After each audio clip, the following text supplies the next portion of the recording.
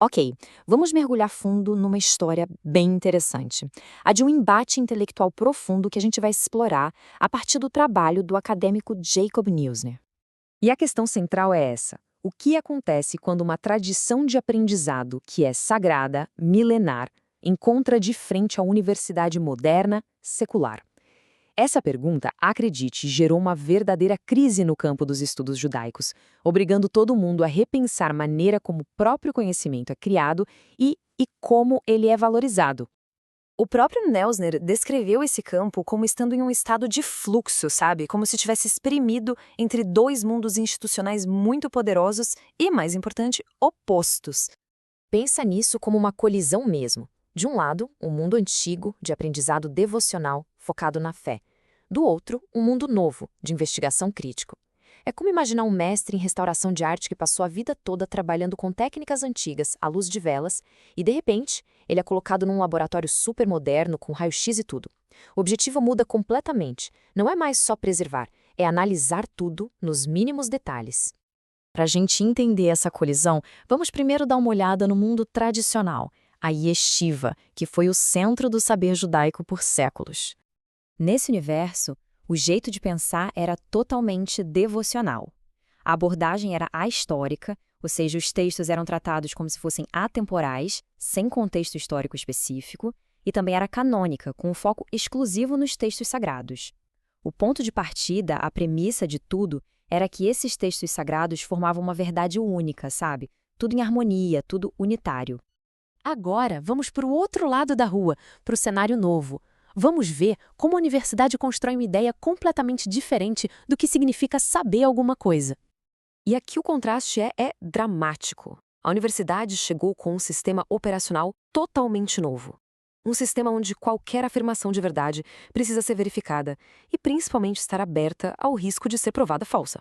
É a tal da falseabilidade.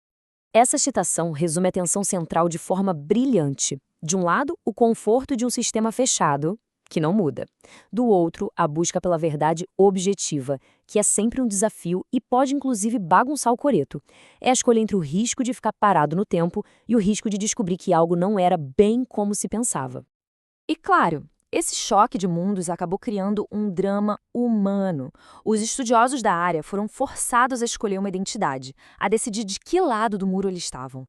O Neusner identificou um problema sério aí: o surgimento da figura do erudito cavalheiro. Era alguém que, por não ser nem 100% uma coisa, nem 100% outra, acabava não sendo totalmente responsável por nenhum dos dois padrões, nem os da sua congregação religiosa, nem os da academia. Ficava num limbo bem inconveniente. E quando aparecia alguma crítica? Bom, ela geralmente vinha de duas formas bem sutis: você é louco ou você é um charlatão. Isso mostra uma incapacidade quase total de ter uma crítica profissional, informada.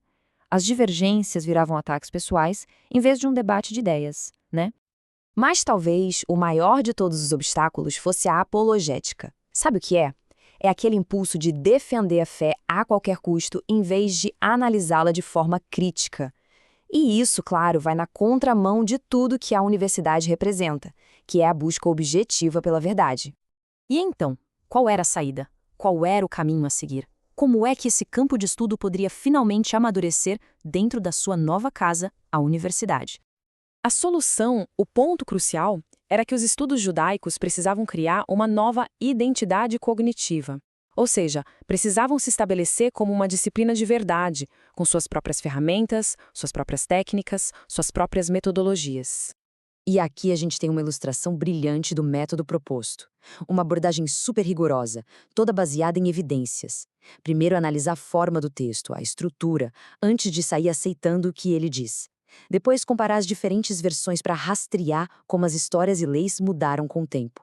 E por fim, reconstruir uma história das ideias, baseada unicamente no que os textos mostram. É um trabalho que vai muito além de só comentar o que já está escrito. Mas olha, o aprendizado aqui é muito maior. Essa história não é só sobre um campo acadêmico específico. Na verdade, ela é um estudo de caso poderosíssimo para qualquer área de estudo que tenha suas raízes numa tradição sagrada ou histórica. No fim das contas, essa história toda nos deixa com uma pergunta bem provocadora. Uma pergunta sobre essa tensão que existe entre herança, tradição e a investigação crítica. O que é mais valioso, afinal? Preservar uma tradição intacta ou se esforçar para entendê-la de verdade? E o que a gente ganha e talvez o que a gente perca quando a gente se compromete com honestidade intelectual? Fica aí a reflexão.